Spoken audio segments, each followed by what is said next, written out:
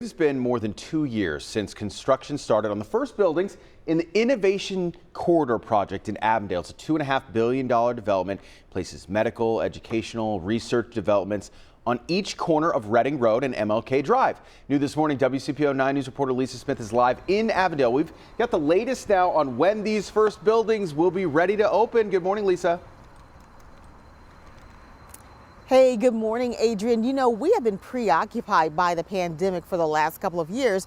And so understandably, this was going on in spite of the pandemic. This construction continued for the last couple of years here at this first corner to launch the new Innovation Corridor. Now, UC owns the first building and it is almost finished. The Uptown Consortium is leading this project, which is the creation of an innovation district in Cincinnati. And each corner will have a planned development.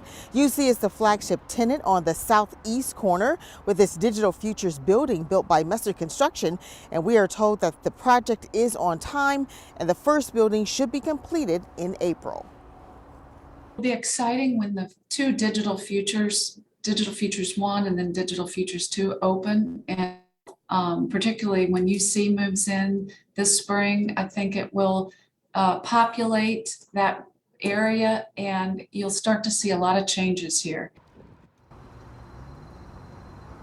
And Beth Robinson tells me that they actually want to improve the pedestrian and bike connections around the project because when those two buildings begin operations, for example, there will be around 1,400 workers just in those buildings alone.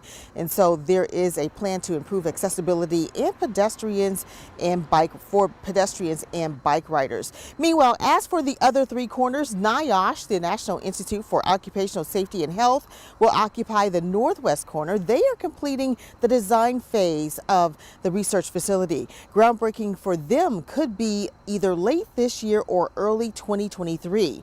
The node on the northeast corner is a mixed-use project with offices, a hotel, and retail. Another possible start for later this year. And the southwest corner is slated to be another mixed-use development that will include residential and a potential bioscience tenant. Meanwhile, Terex is the lead developer and is working with tenants to find someone to occupy the second building that is under construction on the southeast corner that is just behind me. But they are expected that that second building will actually be completed by June of this year. Reporting live in Avondale, Lisa Smith, WCPO